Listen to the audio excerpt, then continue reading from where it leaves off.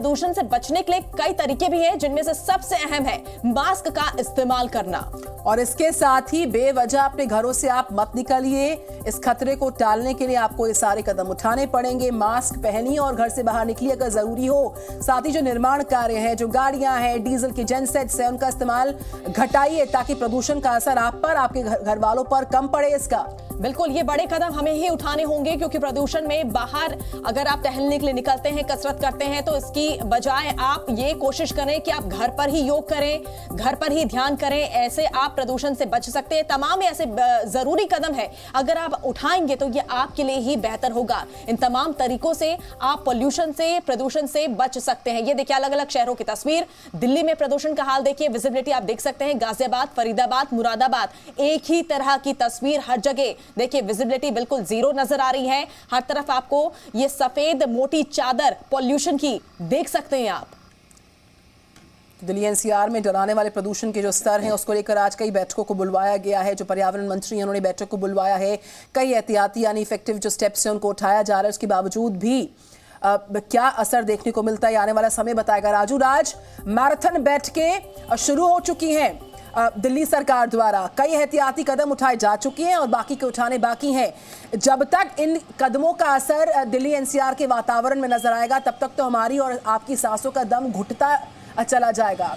अब क्या आपको लग रहा है, अगर हम तमाम आंकड़ों को देखें, एक्यूआई लेवल्स को देखें, असर कब तक होगा इन तमाम कदमों का? सबको मिलकर जॉइंट एफर्ट करना होगा, तभी हमारी आपकी सांसें बच पाएंगी।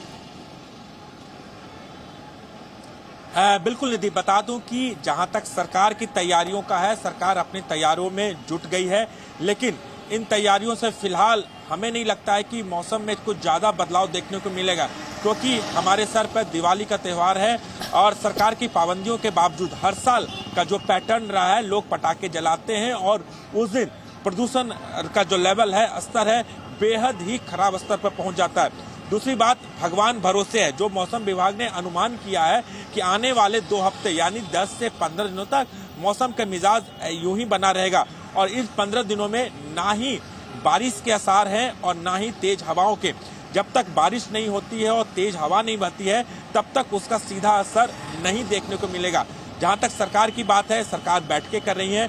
आज हमने देखा आनंद विहार इलाके में या फिर दिल्ली के तमाम दूसरे इलाकों में सड़कों पर छिड़काव किए जा रहे हैं, पानियों के छिड़काव किए जाते हैं। कई जगह कंस्ट्रक्शन साइट पर काम बंद भी कर दिए गए हैं, स्कूलों को बंद कर दिया गया और ये भी अपील किया गया है कि लोग कम से कम घरों में निकले।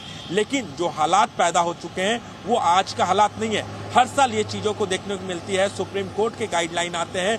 सुप्रीम कोर्ट तमाम राज्यों से, क्योंकि सबसे ज्यादा असर उत्तर भारत में पड़ता है, यानी पंजाब, हरियाणा, उत्तर प्रदेश की बात करें, तमाम राज्यों के जो सटे हुए हैं एनसीआर में, वहां असर पड़ते हैं। दिल्ली में तो आप ग्रैब 3 लागू कर देते हैं, लेकिन एनसीआर में वो कहीं भी धरातल पर नजर नहीं आता और यही कारण है कि जो प्रदूषण का स्तर है कम होने के बजाय लगातार बढ़ता जाता है। बात कर लूं आनंद विहार में, मैं आनंद विहार इलाके में हूं और यहाँ का प्रदूषण बहुत ज्यादा जरूरी है कि एहतियात बरता जाए, क्योंकि ये जो है प्रदूषण जानलेवा साबित हो रहा है। अनुष्का के पास भी हम जाएंगे, लेकिन उससे पहले देखिए जो बढ़ता हुआ ये प्रदूषण है, इससे दिल्ली की जनता क्या कह रही है, जनता का क्या कुछ कहना है, एक बार वो भी सुन लेते हैं।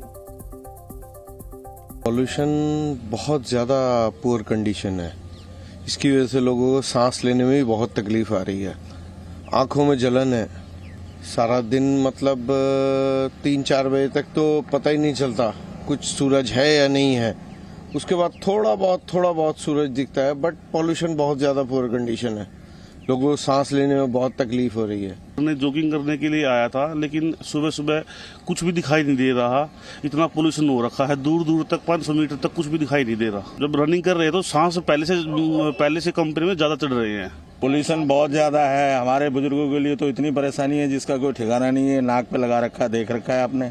और कल मेरी आंखों से पानी जा रहा था, दर्द हो रहा था इसके लिए, बट थोड़ी और जरूरत है। Your name, ma'am? My name is Abha Bisht. Thank you. तो दिल्ली एनसीआर के लोग क्या कह रहे हैं? सुबह सुबह मॉर्निंग वॉक पर निकले थे, लेकिन धुंध की सफेद चादर में लिपटे और सिमटे नजर आ रहे। बहरहाल प्रदूषण का जो असर है वो सेहत पर कैसा पड़ सकता है? वायु प्रदूषण जो बहुत ही खराब श्रेणी में आ चुका है, दिल्ली एनसीआर में AQI लेवल्स भयानक लेवल्स पर पहुंच रहे हैं। हमारी आपकी सेहत कितनी ज्यादा परेशान हो सकती है, हम आपको वो विस्तार से बताते हैं।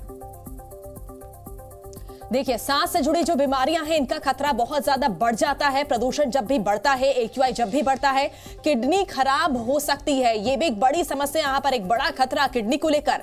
हार्ट अटैक से जुड़ी समस्या यहाँ पर बढ़ जाती है, जिन्हें सांस लेने में दिक्कतें होती है, परेशानियां होती हैं। अगर आपको दिल से जुड़ी अगर समस्या होती है, हाइपरटेंशन यानी हाई ब्लड प्रेशर आपका, ये एक बड़ी बीमारी यहाँ पर देखी जाती है। बुजुर्गों में खास तौर पर उनके दिमाग पर बुरा असर पड़ता है इस प्रदूषण से।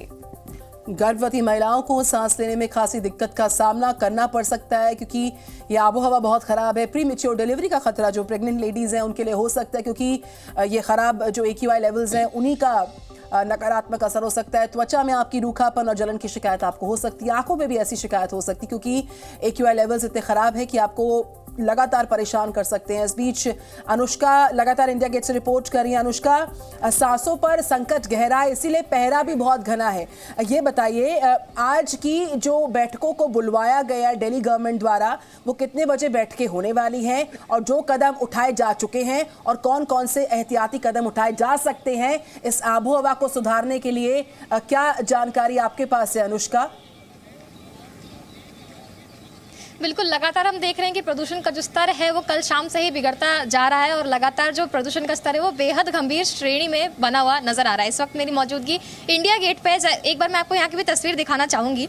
आप देख सकते हैं यहाँ की जो हम देख रहे हैं कि जो भी धुंध है वो अभी भी यहाँ पर लगातार जो है वो छाई हुई नजर आ रही है। इंडिया गेट में बेसिक बहुत ज्यादा टूरिस्ट जो है वो यहाँ पर आते हैं, घूमने फिरने लोग आते हैं, लोग मॉर्निंग वॉक करने के लिए आते हैं, लेकिन जो भी लोग आ रहे हैं कहीं ना कहीं सभी को समस्या हो रही है। जो भी टूरिस्ट यहाँ पर पहुंच रहे हैं साफ तौर पर कह रहे हैं कि घूमने आए हैं, लेकिन 700 मीटर के आगे कुछ दिख ही नहीं रहा है और लगातार प्रदूषण की वजह से उनको सेहत संबंधित जो दिक्कतें हैं उसका सामना करना पड़ रहा है। दिल्ली सरकार ने इसको लेकर के बैठक बुलाई है और लगातार क्योंकि पोल्यूशन का जो स्तर है वो एकदम से बिगड़ता जा रहा है, कल शाम से ही बिगड़ा है और मौसम विभाग के मुताबिक ये जो स्तर है वो अभी कुछ दिनों तक ऐसे ही गंभीर श्रेणी में बना रहेगा।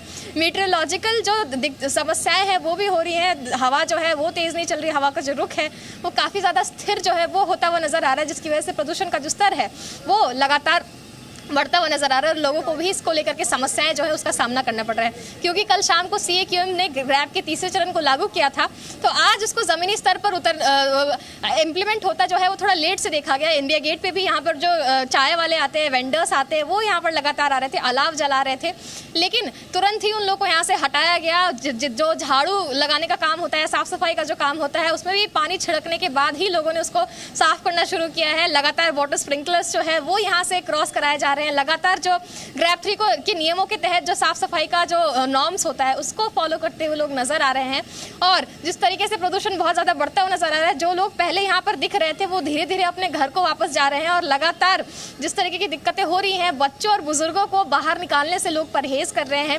मेट्रो के अतिरिक्त दौरे जो है वो कराए जा रहे हैं, जिसकी वजह से लोग जो है वो कहीं ना कहीं प्राइवेट व्हीकल का इस्तेमाल करने से थोड़ा बनी हुई है और जिस तरह से बोला जा रहा है कि 10 से 15 दिनों में और हालात बिगड़ सकते हैं और उम्मीद यही करते हैं कि जरूरी कदम और उठाया जाए ताकि जो राहत जनता तक पहुंचाई जा सके। बहुत बहुत शुक्रिया आपका तमाम जानकारी पहुंचाने के लिए।